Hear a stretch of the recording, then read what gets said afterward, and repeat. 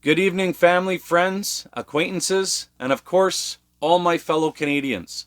Thank you very much for joining me this evening. Again, my name is Donnie Grexton, and I'm back here to talk about the number one way to implement the truest form of democracy ever known to Canada and Canadians and even across the world.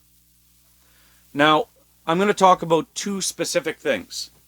One, we need Elections Canada to add more regulations on our politicians that are running for positions in office across Canada. So, one of the number one things that I want to see implemented is that all politicians, when running for office in an election, must provide a legitimate platform, an approved platform, to all constituents that they are asking for their votes from no later than 30 days before the election. This will give time for all constituents, people like yourselves and myself, enough time to evaluate and make an educated decision on who we feel would be best regarding their platforms and their policies on those specific positions that they're running for. Now, if a politician does not provide an approved platform with their policies and what they want to implement within their ridings, within the 30-day time span prior to the election, then they should be automatically disqualified and should not be allowed to run within their ridings. There's no excuse why all politicians cannot give us their platforms for us to give an educated vote on. Now, second and most importantly, when we go to the polls and when we have an election, we rely on platforms that are given to us from our politicians to make these educated decisions on who we want to run our country, our provinces and territories, and even our communities. So what I'm getting to is, for example, I'm going to use Justin Trudeau as the prime example because he's our current prime minister. Now, let's say, for example, that Justin Trudeau, when he was running for election, had told all Canadians in his platform that he was offering to us that he was going to implement the carbon tax and place another form of taxation onto the backs of Canadians. Now, from many people that I have spoken with, and I talk to people from all walks of the political spectrum, from the far left to the far right to the center to the moderate left, moderate right, I talk with all types of Canadians. And I truly feel for absolutely all of us.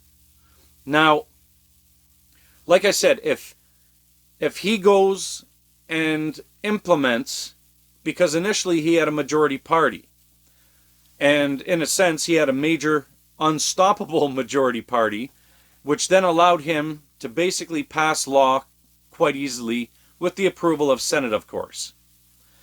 So what I'm getting to is, if implementing a carbon tax or even changing the national anthem was not part of his political platform for all Canadians to make an educated decision on who we wanted to vote for, then he cannot just start the process of implementing a new regulation, a new tax, or creating a new law.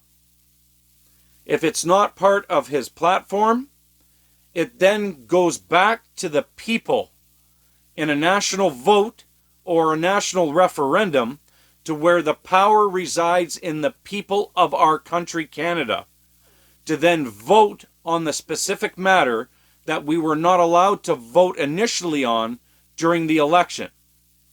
So, for example, if, like I said, the carbon tax was not part of the platform that was offered to Canadians to vote on, we then get the chance to vote on that specific topic.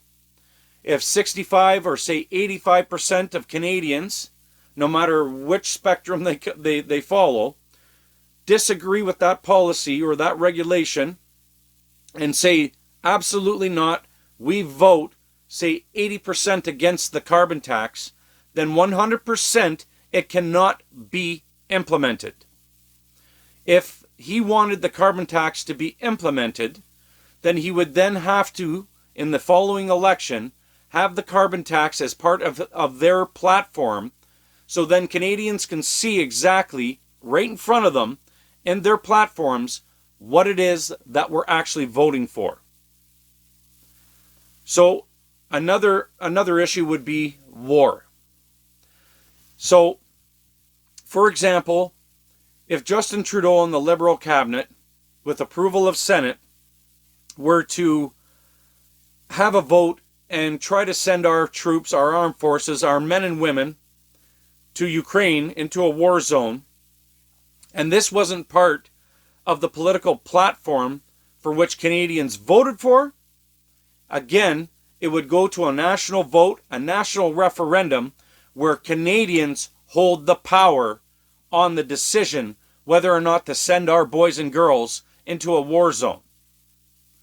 Again, Canadians are a very peaceful, loving people in this country called Canada. It's something that we're proud of. Now, another thing that we stick up for, of course, is human rights, and we're not scared to get our hands dirty and battle if absolutely necessary. Now, if we were to see, for example, mass atrocity, thousands upon thousands of people which are victims of war, and we feel as a nation that our soldiers, our men and women, should be there helping the local people from the tyrants which are invading them, and say we vote 70% says yes in this national referendum, then we would send our soldiers over to that war zone.